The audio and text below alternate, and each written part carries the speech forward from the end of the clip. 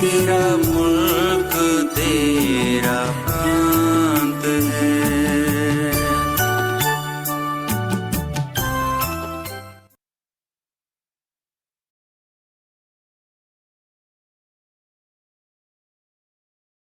Om Shanti, everyone. Can you hear me? Okay. So we'll be reviewing Baba's Murli of Sunday. And actually that Murli has a very big title in terms of truth and falsehood. But in studying the Murli and reviewing what Baba is saying, actually, it's a very simple way to understand truth and falsehood. And that understanding is connected to the yoga of my intellect, to being connected to one and being connected to many others, or to even one other. And so if I'm connected to one Baba and no one else, I, the soul, am influenced totally by what is true. I'm in the company of the truth, and I am influenced by the truth. The moment the intellect removes itself from the remembrance of one and includes someone else or something else, then the soul is living in a duality in which it has allowed falsehood to enter its domain of soul consciousness, the domain of the soul. And so Baba is saying that this is what we have to look at. The moment I reached out to someone else or something else for support, I have moved into the domain of falsehood. If I stay connected to one Baba, I am in the company of the truth.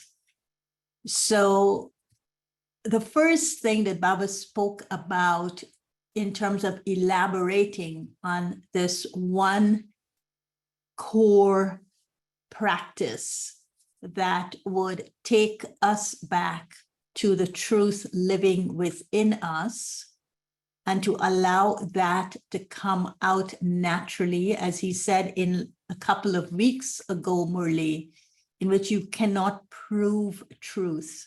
The moment I open my mouth and I say, I am telling the truth, it is no longer truth because I'm trying to convince, I'm trying to prove, and truth doesn't work that way. Others will tell me what you're saying is so true, but I wouldn't say to someone else, I'm telling the truth.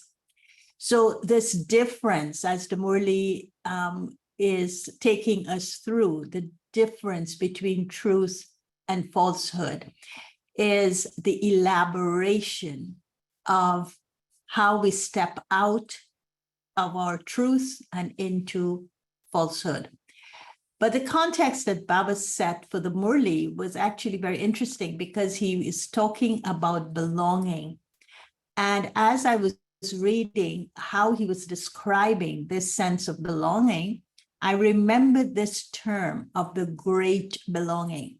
So we belong, we love to belong. The human being's nature is as though it's yearning for a sense of belonging. It wants to belong. But when it comes to the confluence age and when Baba enters our life, we now have a greater belonging because we belong to Baba, who is the highest on high. So we stop yearning to belong to temporary relationships because we now have this greater belonging and this belonging to Baba. So Baba said when he came on this particular day, he was saying he has come to give the children the return of their love. And so in giving us the experience of this return of the love, Baba, first of all, puts us in a very beautiful space in which, when he says that it doesn't matter where we are listening to him, we are in remembrance of him. And in being in this remembrance of Baba, we are very close to his heart. So that's how he was seeing. He was seeing us very close to his heart because we are in his remembrance. And being very close to Baba's heart, Baba is saying he's hearing the music of our love for him. And so he said that he came with this very beautiful, it was like a blessing that he opened the Murli with. And he said that Baba knows that for us children, that there isn't anyone else we remember except him. And so he's reciprocating that. And so he's saying back to us, well, if I'm the only one for you, then you are the only one for me. That means for the Father, there is no one except us children. And so Baba is saying that this is the awareness, this awareness of the great belonging should constantly be in our awareness. And this great belonging is, I belong to Baba and Baba belongs to me. And he said, it is this very simple and easy awareness that makes us very powerful. This simple and easy awareness of the great belonging. I belong to Baba and Baba belongs to me. It is what gives us the strength. And I think this powerful, when he says it's this powerful, it's that we remain in this deep faith of all four faiths that he talked about last week, this strong foundational faith that makes us powerful. And so he says, when children are in this remembrance of the great belonging, then, and we are embodiments of Baba's remembrance, then we can never, ever be weak. We won't be weak when we're consciously in action. That is, when we're physically using the body physically, nor will we be weak even in our dreams, which means our weaknesses wouldn't show up in our dreams, because many times when we have dreams that we don't like very much, they are dreams that manifest our weaknesses that are hidden inside of our subconscious, and they get manifested when we are sleeping in our dreams. So he says the weaknesses would be removed, both when we're consciously in action with the body and also when we are asleep, when it wouldn't even come in our dreams. And then Baba went on using these two words, and he is talking about what it means to be weak. So he says, what it means to be powerful is the meeting of the soul with the Supreme Soul. It's the meeting with one. It's the awareness that mine is one Baba. That is called powerful. Being weak, which is powerless, is a jamela, a chaos. So the meeting is mela, and that's powerful. The powerless stage or the weak stage is the jamela.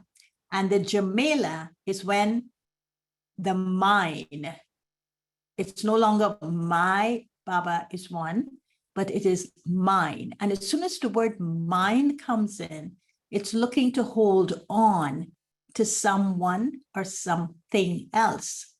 And the moment that happens, there is this chaos in the soul. There is this jamela in the soul.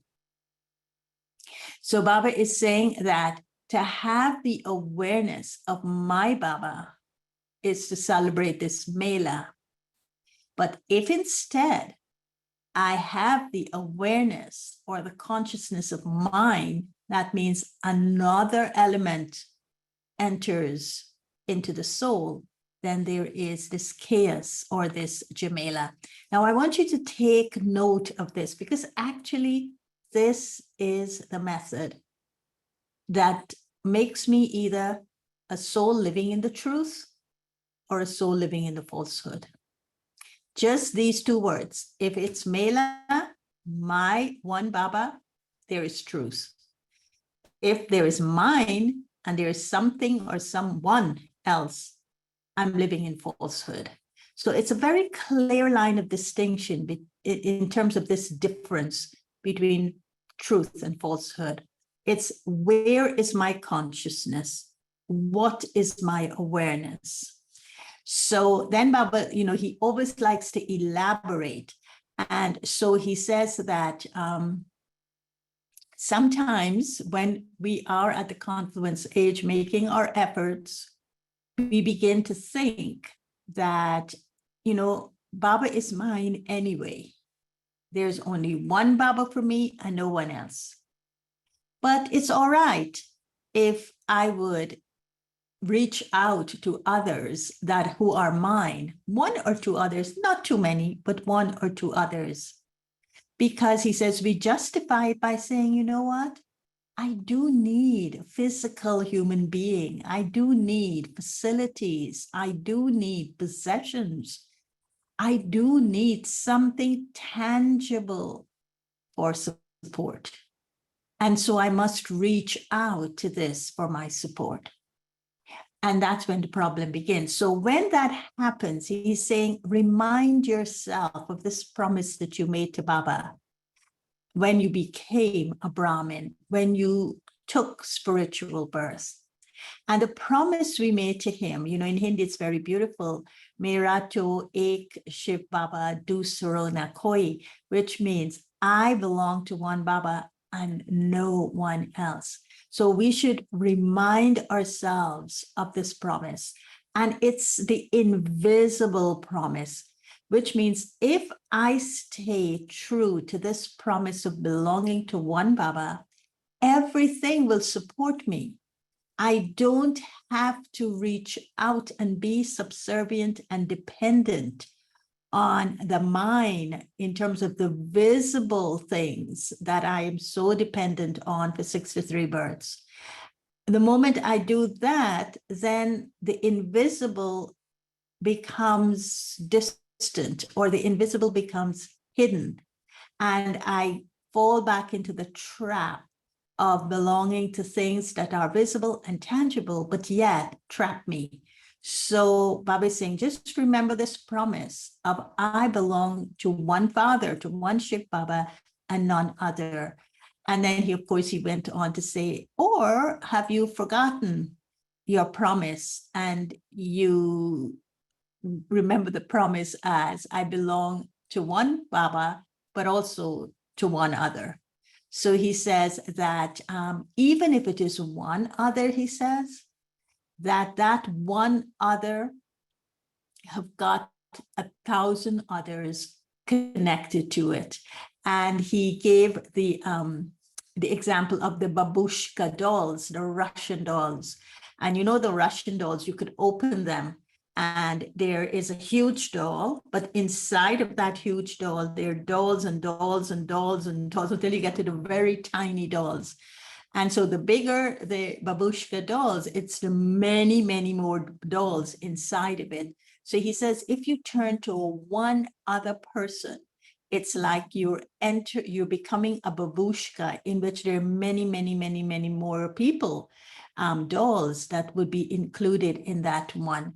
So he says that, remember that the key practice here is that you have come to celebrate a meeting with one. You haven't come to celebrate a meeting with two, because the moment it goes into that second one, you become the babushka doll with many others embedded in it, and they would all emerge. Today you're attached to this one for this reason, tomorrow you're attached to the other one for the other reason, and your support will just keep getting larger and larger. Your circle of support will get larger and larger, and so you're moving away from the center of one, and you are going into the concentric circles of many, many, many, many more. And it takes you away from your center point, and you get expanded into the falsehood of the dependency on others. So Baba was warning us, and he's saying that apart from Baba, if you, now here he was going into the karmic philosophy of what happens to us. If we move away from that one, if we move away from the Father, and we accept any soul, any facility, or anything, even of matter, as our support, Baba says, if we accept it, even at the level, just at the level of thought, something is going on, and I have the thought, oh, let me reach out to this one for support. He says there, he calls it a godly machinery. And he says this godly machinery works at a very fast speed and in an automatic way. It's as though the soul goes on automatic pilot. And so it's very interesting, because there's a saying that the thoughts, once a thought occurs in the soul, the mind quickly and automatically reaches inside of the soul in the box of the sanskaras, bypassing maybe the intellect and the reasoning of the intellect, but reaches into the box of its acquired sanskaras and begin to bring out things that would trap it more and more. Those experiences of the copper age and the iron age is what that thought will connect to, bringing out all of those acquired sanskaras, and the Jamela begins. Because he says the second that happens, that thought, I want support from this one, the mind and the intellect step away from the Father. They step away from the Father who is the truth. And then when the mind starts mingling with thoughts of its past connected to the copper and iron aged sanskaras, the intellect begins to work with falsehood. And the intellect begins to consider something that is false, which means those sanskaras connected to the copper and iron age, the intellect is now connecting to that. So the intellect is considering those sanskaras to be true, but those sanskaras are based on body consciousness, so they're false. And then further, which is the conscience, the vivek in the intellect, begins to consider what is wrong to be right. So two things happen at the intellect. One is the mind and intellect steps away from Baba, the truth. But imagine how it's working now. The intellect begins to consider something false to be true. And secondly, the vivek, the conscience, starts considering something wrong to be right. Now, I thought that was so extraordinary how quickly we can move into our falsehood and the damage that one thought can do when it reconnects to our acquired sanskaras and the intellect loses its power. The intellect becomes powerless. And when the intellect becomes powerless, Baba says, it begins to make the wrong judgments. It loses its discerning powers. And when the intellect is no longer able to discern truth from falsehood, right from wrong, our judgments are wrong. We don't have clarity, the clarity of truth to judge anything, because we're not seeing it as clean and dirty, as light or dark. What we're seeing are all these shades of gray. So the intellect isn't able to discern the shades of gray because it isn't connecting to the source. It isn't connecting to Baba to give it that power of spiritual light for it to make the right judgments. And so he says that when the intellect gets cloudy, with all these shades of gray of the darkness, and it is no longer able to make right judgments, then that person, there's a kind of a stubbornness in the person, because the person's intellect is now locked and it is no longer able to function. And what happens, he says, is it doesn't matter how much you try to explain to that person that this is not right and this is right. He says the power of the falsehood that the person has been trapped in will operate in such a way that they will try to prove the right things to be wrong. And it doesn't matter how much you try to explain to them, their intellect is so locked and is so trapped by the falsehood that they will be trying to prove to you that the things that you are saying are wrong. And of course, we're experiencing quite a lot of that right now in people who are going off in the yagya, creating their own yagya and telling us that what Baba is saying is not right, and what this is right, and you must come and be with us doing this. But also this morning in the Murli, when Baba says that even when you listen to him and you challenge what he's saying, you question the teachings that he's giving, that is also when the intellect is working in the wrong way. The intellect is not able to judge that this is Baba speaking to me and Baba is the truth. And whatever Baba is saying is absolutely the truth. And I must now, he says, in the early morning hours, get up early in the morning and churn the ocean of knowledge so that the truth can emerge from what he's saying, rather than challenge him on it or challenge what he's saying and wanting to say, Baba, well, you could say it this way, or Baba, this is how the world will accept it, and this is what the world won't accept. But no, Baba says, don't do that, because when you do that as well, the intellect is working with the wrong judgments. And then Baba used this very powerful statement. He says, look, of course, we're learning new things from him. We're emerging the truth that is lying within soul consciousness. When we return to that Sato Pradhan stage, there will be this ultimate truth that will reveal itself to us. But he reminded us that we're living in a kingdom of falsehood. And he used this term that the ruling president of this kingdom of falsehood is Ravan.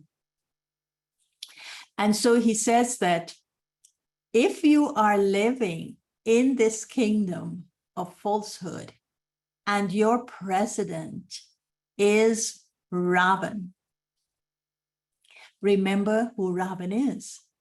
And he says Ravan has many heads. And so the fact that, they show these pictures of Ravan, that Rama would shoot one head off and it would fall off, and he would be trying to shoot the second head. But then the first one would come off and laughing at him very mockingly, as though you think you can kill me, but you could never kill me because I keep taking rebirth. I keep taking rebirth in many different ways.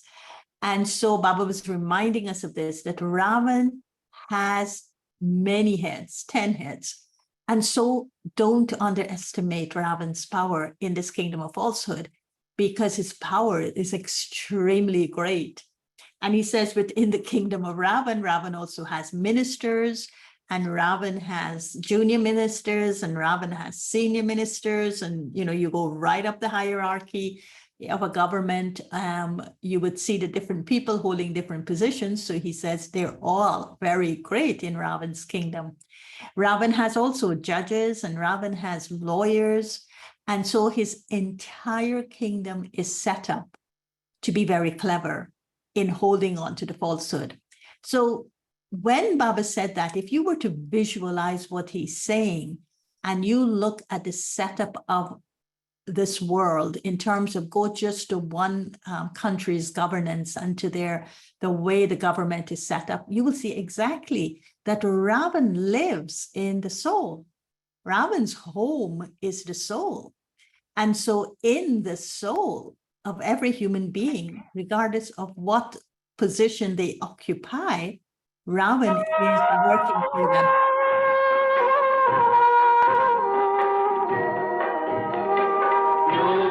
बनो ज्ञानी बनो योगी जीवन है प्यारा योगी बनो ज्ञानी बनो योगी जीवन है प्यारा काम क्रोध मद लोभ मोह वश आज है सब मोहताज योग लगा कर पाप मिटा ले स्वर्ग सजा ले तू आज काम क्रोध मद लोभ मोह वश आज है सब मोहताज योग लगा कर पाप मिटा ले स्वर्ग सजा ले तू आज जन्म जन्म की प्यास बुझा ले पावन बन कर आज योगी बनो ज्ञानी बनो योगी जीवन है प्यारा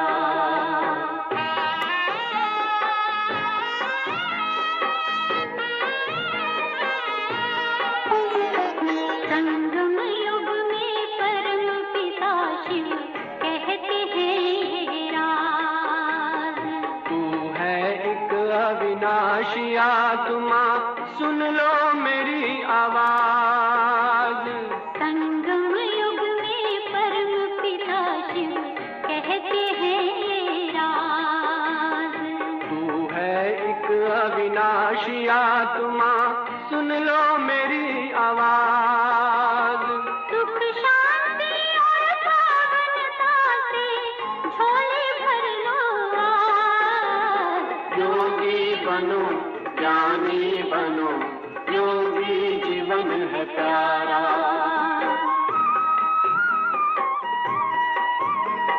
परम धाम से आए हैं शिव ब्रह्मा तन आधार मुक्ति और जीवन मुक्ति का जन्म सिद्ध अधिकार परम धाम से आए हैं शिव ब्रह्मा तन आधार मुक्ति और जीवन मुक्ति का जन्म सिद्ध अधिकार चलना है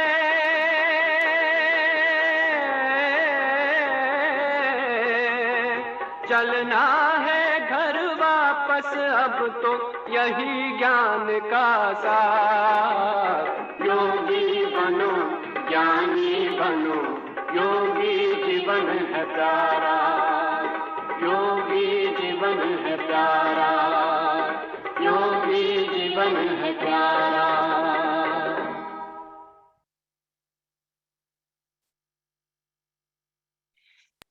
What Baba was bringing to our attention, that no matter what position Ravan is operating from, could be the great ministers and the judges and the lawyers, but he could also be very ordinary man in the street. But there seems to be a trend, and that trend is the ego with which Ravan operates. And the ego would find, Baba says, very sweet ways of trying to prove the false to be the truth. And when I read that, I asked myself the question, why do we lie? Why do we make excuses? Why do we give reasons? The reason we do that is so that we don't look bad in the eyes of others. And so we would lie first to ourselves in order to prove what I know to be false to be true. And so it's a very simple thing, maybe, that in order, stubbornness of wanting to be right and wanting to look good in the eyes of others, I become clever at proving what is false to be true. And I find many very sweet ways in which to do this. And Baba is saying this is how Ravan works. And then Baba went into the specifics, and he was calling it the particular difference between truth and falsehood. So how do I know my intellect is making the right judgment in being able to discern what is true from what is false, what is right from what is wrong? Because this is the function of the intellect. And so Baba said, the first thing that the intellect or the soul should be able to recognize is a victory that comes from falsehood and a victory that is permanent. So he says a victory for falsehood. If I'm trying to look good by telling a lie, for instance, so a victory for falsehood, he says that will be temporary. You know that. Because he's saying Ravan's kingdom of falsehood is a temporary one.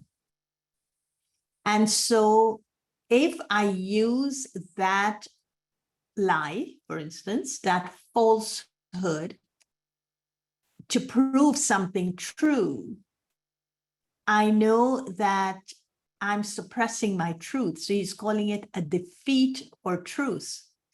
So that would be temporary, because the victory that comes from truth is permanent. So what does that mean? It means if I lie in order to look good, if there is a victory that is coming from falsehood, it would be temporary, because I'm defeating my own truth for a temporary attainment. But if I were to get victory by recognizing my truth, that this is truth, I am afraid, I'm not denying that fear, I will acknowledge the fear because I want the help of Baba to clear out whatever is causing that fear. So I wouldn't try to prove my fear or whatever is going on to be the truth, but I would acknowledge that what is causing it to be true. And the victory that would come from that acknowledgement would come from my connection with Baba. And that will be permanent, because I'm taking my fear to Baba, and Baba is giving me the light to remove the fear. And that truth would be permanent, as opposed to suppressing the fear and trying to be stubborn about something that I know would just be a temporary kind of victory for me. So Baba is saying this is the first particular difference that we should notice, the difference between truth and falsehood in the way we go for the temporary and not the permanent. So Baba says, he went on to explain that when I get temporary victory on the basis of falsehood, I may be happy, but that will be for a very short time. It will just be, temporary happiness. And for that very short time, I may celebrate in happiness. Look how good I was able to prove something that was false to be true. Look how good everyone accepted it. They didn't even know that I was telling something not true. I myself may not have even known that I was acting on falsehood. But nevertheless, I felt good being right because I considered it to be right. And I got a victory by doing that. So Baba says that, however, now this is the caution, that when that temporary period finishes, the truth will reveal itself.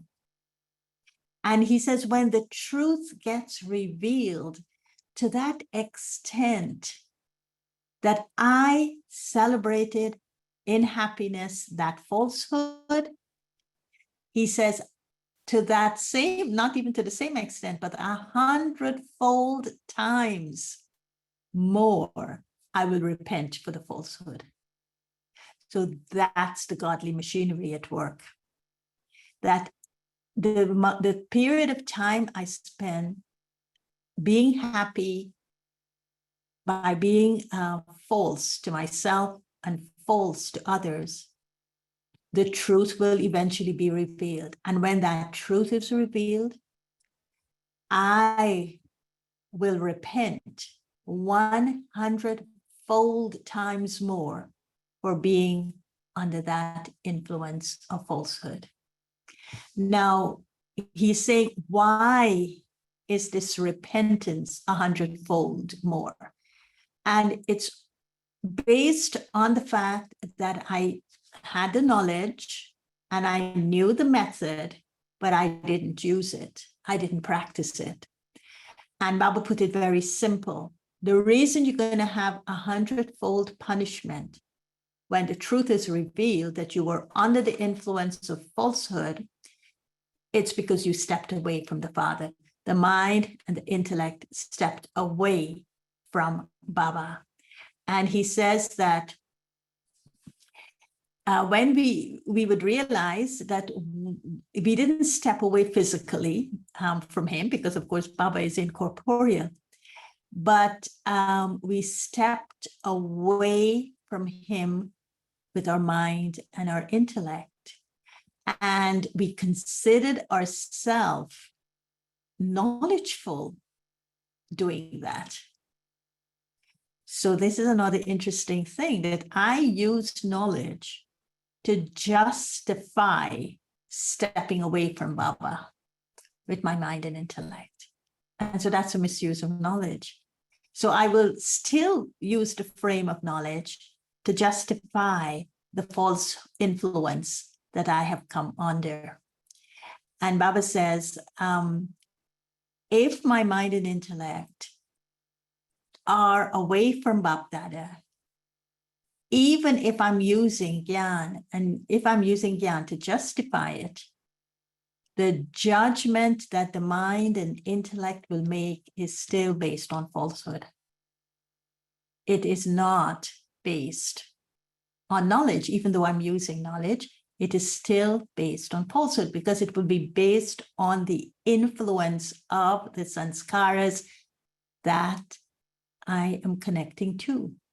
And I'm not connecting to one Baba. I'm still connecting to the support that I want to have. And the moment I'm connected to the support that I want to have, that connection is blocking the judgment from the truth, because the intellect will only be able to make a right judgment if it's in the remembrance of one. And so this thing about connection is very important for me to understand.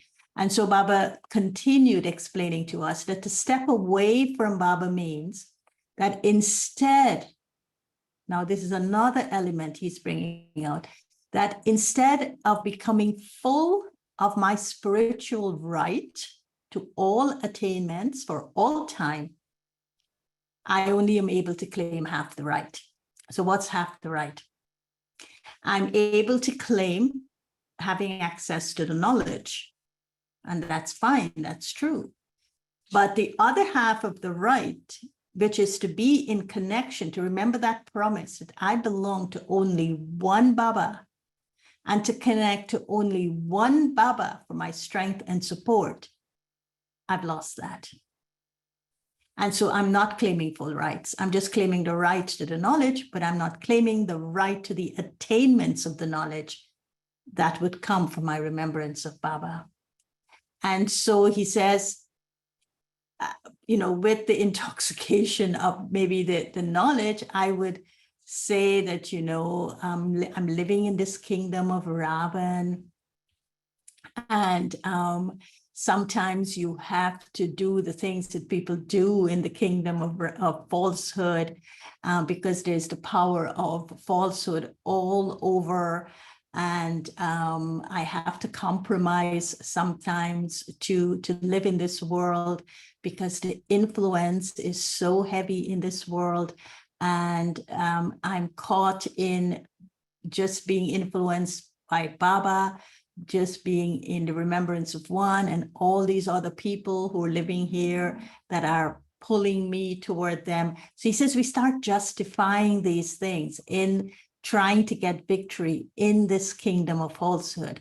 And then he says you would start thinking in this weak way. The mind will begin to justify your lack of strength then. And the mind would say, well, who has seen tomorrow? Who has seen the future?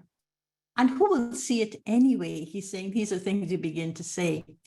And he says, we would have forgotten we did this, and everyone else would have forgotten that we did this. So he says, these are the kind of weakness in the way we think that kind of propel us toward this kingdom of falsehood even more. And so we're living with this half claiming our rights, because we're using the knowledge, but we're not getting the attainments from living a life based on the knowledge. And then he uses very powerful statement in which he said to us, remember that the future is a shadow of the present.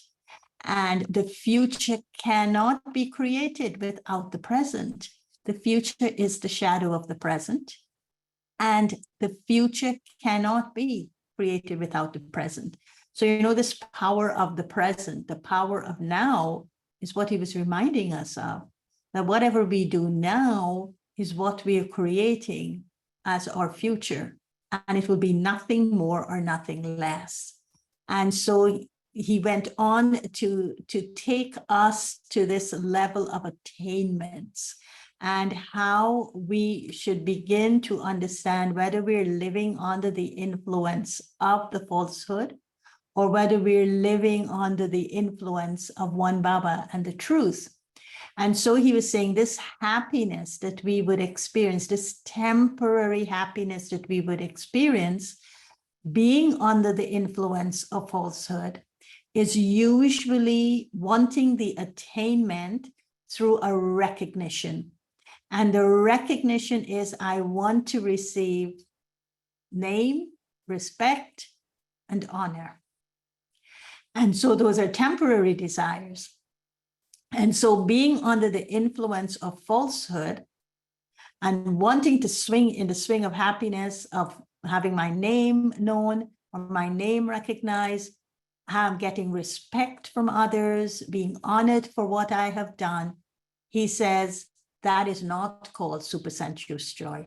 So I may be swinging in the swing of temporary happiness of name, fame, honor, respect, but I'm not swinging in supersensuous joy. So that's like half attainment and full attainments. So if I am using the knowledge for name, fame, and honor and respect for those temporary desires to be fulfilled, then I'm missing out on the spiritual attainments that would give me the experience of supersensuous joy. And so he was saying that the other element to look at, and these are all subtler elements that I have to look at to differentiate the truth from the falsehood. One is a temporary happiness, and he's using the example of name, respect, and honor. So the first one is, am I swinging in supersensuous joy, or am I swinging in the temporary swings of happiness connected to these three? The second level, he's saying, within the same three of name, respect, and honor, which is temporary, I may get it, he says, but I won't be able to receive the love and blessings from the hearts of souls. They may say, yes, your name is very well known, it's respected, you have the honor, but it's not coming from their hearts. It's from their lips. And so he said, in that case, that soul will experience, kind of attain the superficial love of someone, but they would never get the respect from the person's heart. So I thought it was very interesting that if I want the name, the respect, and the honor, I will get it, but I will never receive love and blessings from the hearts of souls. That means those souls will tell me what I want to hear, but they will never respect me with their heart, from the truths within their heart. And then the other Baba is saying is that I will receive the temporary honor or the respect or the name, but I wouldn't experience the honor from the Father. Maybe drama would present me with things in which I feel that temporary honor from the world, but the highest honor I wouldn't be able to experience. And the highest honor is being seated on Bapdada's heart throne. I wouldn't have that experience. And so the other thing that Baba says, that because I'm so dependent on these companions, as he calls them, of falsehood, which is the name, the respect, and the honor, he says, my name will become famous then. I can attain that name, but my name wouldn't be written on Bapdada's heart. And the reason my name wouldn't be written on Bapdada's heart, it's because I stepped away from him and went seeking name, fame, respect, and honor from others in this world that he described as the kingdom of Ravan. And it's a kingdom of falsehood. So I thought that these things, when he says, I lose my right, I step away from that right, that full right of all attainments. And he reminded us that the future is the shadow of the present. Then he went into these very subtle experiences that we step away from. And the power of the experience is what gives us the authority. And when we step away from the power of the experiences that he just told us about, then we don't have the power that comes from Baba directly. But we're getting it nevertheless, but from the temporary supports that we reached out to for it. And so Baba is saying that that's how your future will be, because your future will be determined by who did you turn to for your name, for your respect, and for your honor. And if you turn to an outside source, that's what you're going to get for a temporary period. But if you turn to Baba, it's your 5 forms. Your name will always be glorified. The attainments will always be there. Your name will always be written on Baba's heart. The greatest honor of being on the Father's heart throne would always be there. And you will never step away from Baba. And so, because people would leave you, it will be temporary. It won't come from their hearts. So they would leave you, they would abandon you, they would betray you, they would deceive you, and all those different things that happen to us, that falsehood does to us. So Baba says that we need to recognize something. He says, okay, put the future aside for a minute, but this present time, recognize the difference between the attainments that we are accumulating within us. The attainments that comes from truth and the attainments that come from falsehood. And Baba is saying that we must remember that it's all connected to belonging, that truth is connected to belonging, falsehood is connected to belonging, truth as Mela is connecting to one, falsehood as Jamela is connecting to many others. And he reminded us to remember that promise. And the promise was one. The promise didn't say that I should allow a second person to come in. And then Baba is also saying to us that just as how we recognize Baba as he is and what he is, you remember the faith that the first faith in last week's, not Sunday, the week before, Murli, in which he's saying the first faith is to know the Father however he is, whatever he is, but also to know his Srimad. So he was saying, just as how we recognize Baba in terms of as he is and what he is, the same way we should recognize Ravan in terms of what Ravan is and how Ravan is. Ravan is the ruler of falsehood. And so we should be able to recognize falsehood in all its form, from the gross to the very subtle. And so he says that, and of course, we're going to recognize him not by challenging him, because he's saying that Ravan is the ruler of this kingdom of falsehood. And so his power is no less. And so to distinguish this difference between truth and falsehood, we do need to connect to Baba, because anything else we're going to connect would be connecting in this kingdom of falsehood. So it would be false. So then he reminded us about this myopic and hyperopic vision, the short distance and the long distance, or farsightedness and nearsightedness. So Baba was reminding us of that we should become our own checker, keep checking ourselves so we can become the maker of others. But we have to not be influenced by others in order to serve them, making them Baba's children, for instance. But we have to become the checker of our own selves. So he says that because when we become the checker of others, we make up many stories, and the stories of the lives of others we inculcate. And so inside of us now, we created volumes and volumes of story books in our own souls. So he's saying that's when we're checking on others.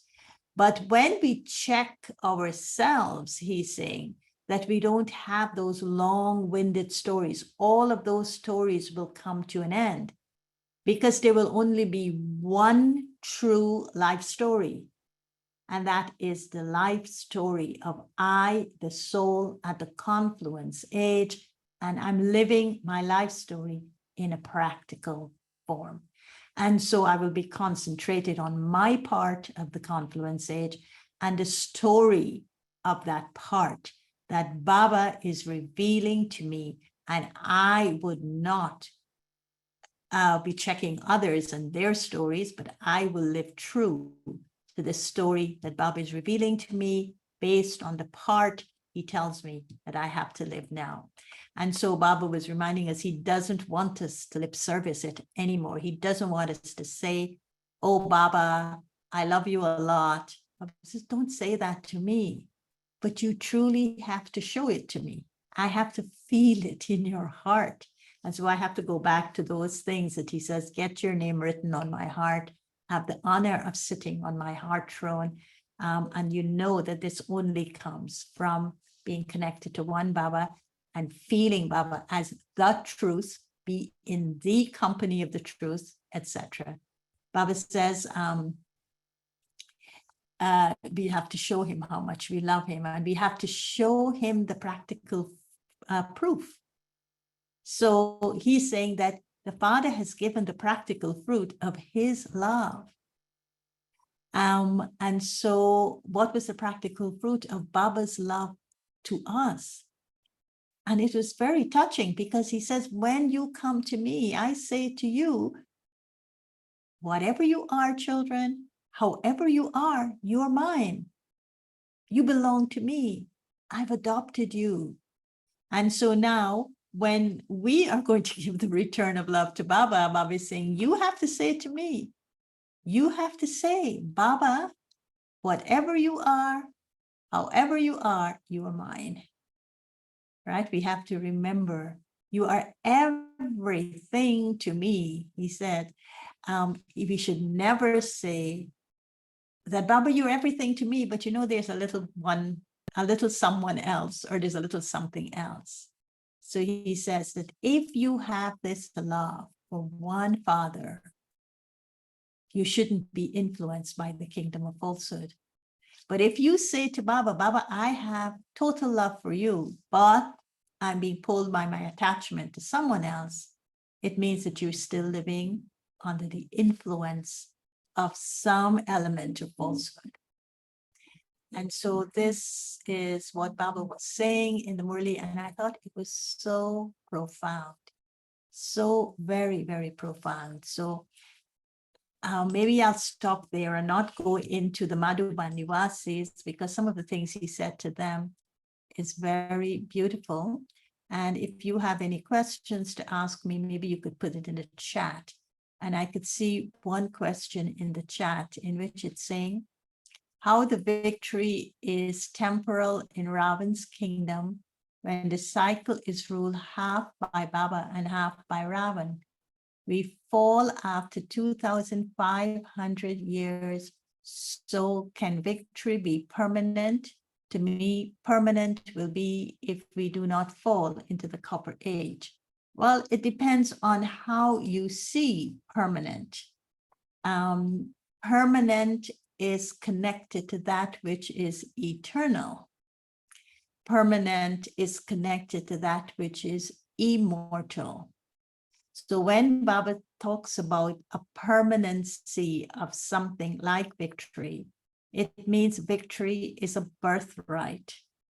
And it means it is connected to something that you never lost, but you forgot.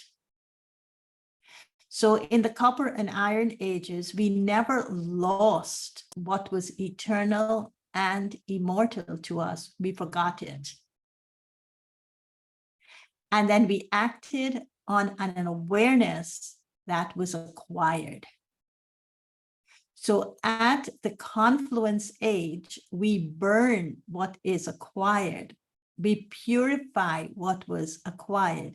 We remove that which is acquired and allow that which is eternal and immortal in terms of our true selves to emerge by connecting to Baba, by remembering Baba, so that Baba can purify us. And so the permanency, which we call as authentic or true self, emerges again. So if you were to look at permanency as something forgotten but never lost, then you will understand what Baba means when he says your victory is permanent. And it means that you never lose that ability to be victorious. And that is why at the time you need to do your cleanup act while living in the kingdom of Ravan, the permanency of that victory comes from what you truly are. And if you could only remember that, you could live in a world of falsehood while being under the canopy of truth. Because you're remembering who you are, you're remembering who you belong to, and you're remembering the method, the secret to success and victory that this time of the confluence age is making apparent to you. So that's permanency. Any other question? on the Murli between truth and falsehood. Did you understand it? The subtleties of what Baba is talking about in the Murli? And it would be nice if we can check it. We can check it. We can see that when we are in situations that I need to take support, that I need some form of support, that's the time you're going to check yourself. Who am I turning to for the support? And in turning to that person for the support, would my mind and intellect be disconnected from Baba as I go trotting along to someone else for that support? And knowing that that support would be temporary?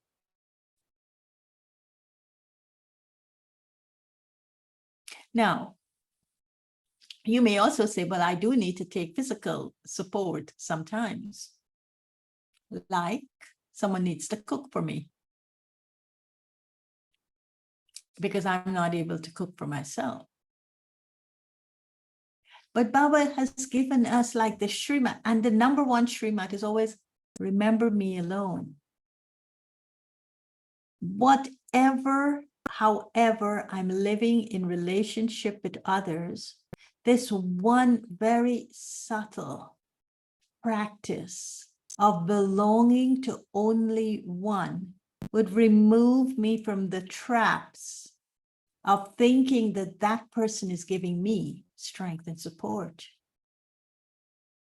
Because if I stay really true to the understanding that Baba is using that one to give me strength and support, or to give me some kind of support, they will never give me strength, but they may offer some kind of support. The strength is still coming from Baba.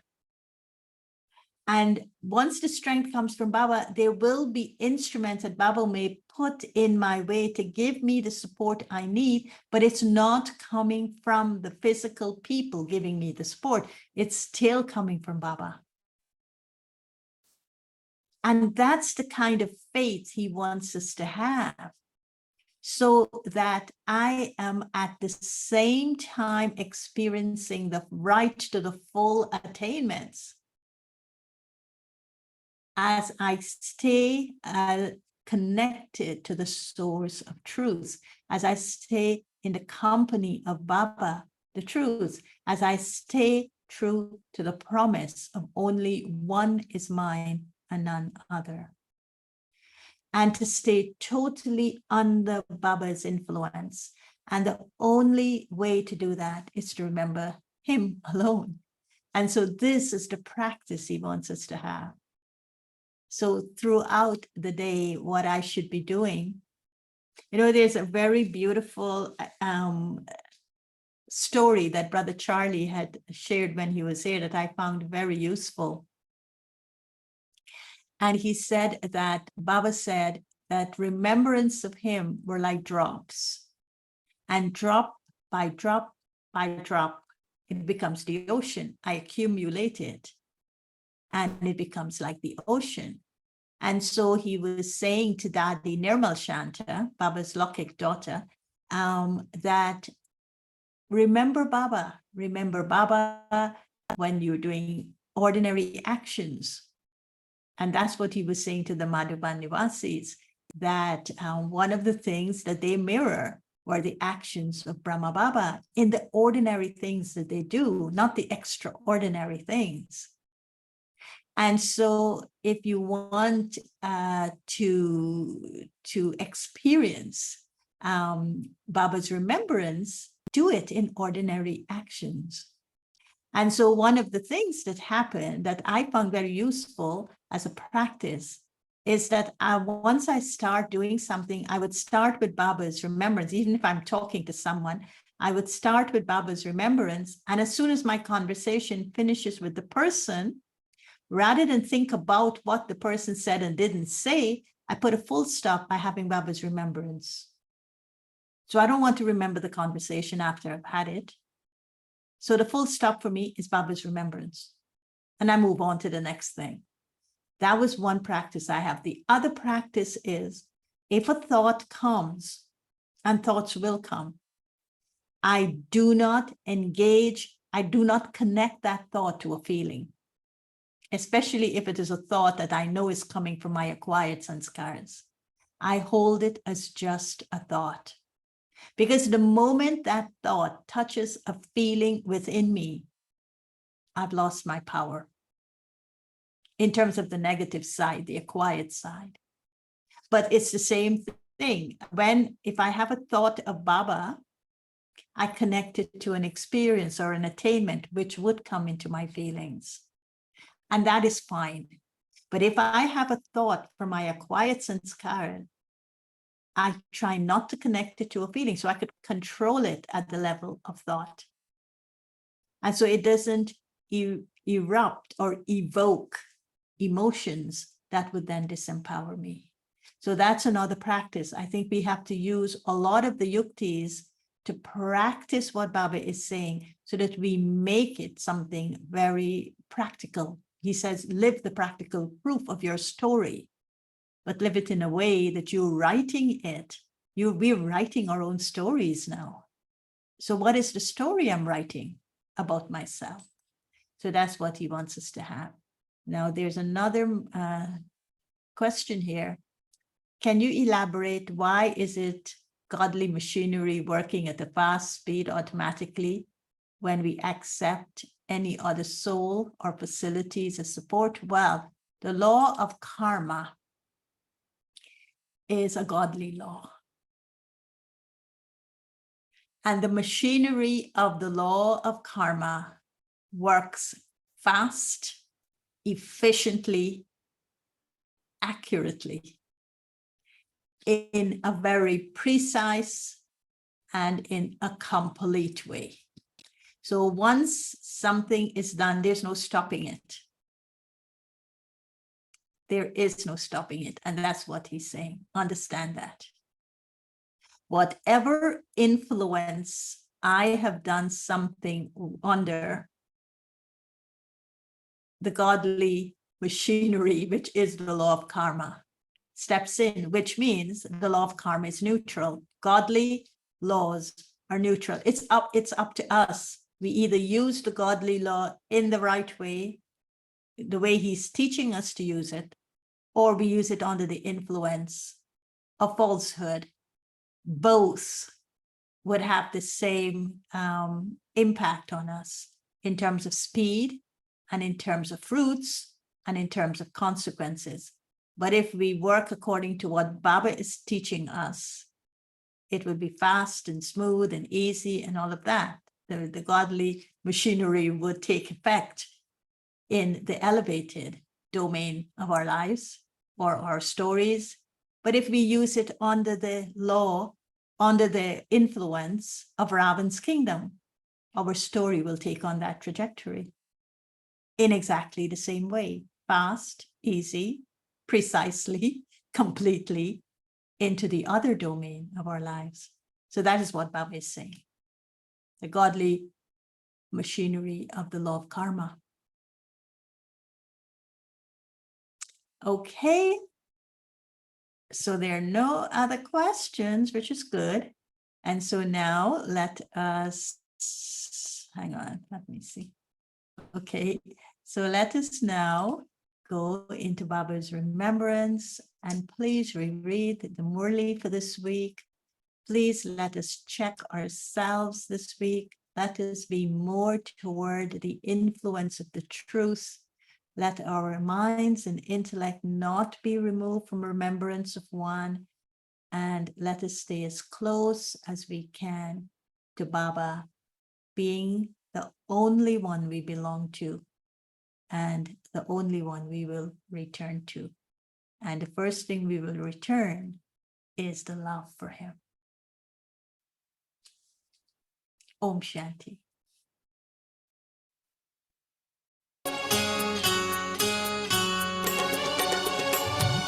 बेहद का सुख मिला है प्रभु आपकी कृपा से, खुशियों से मन खिला है प्रभु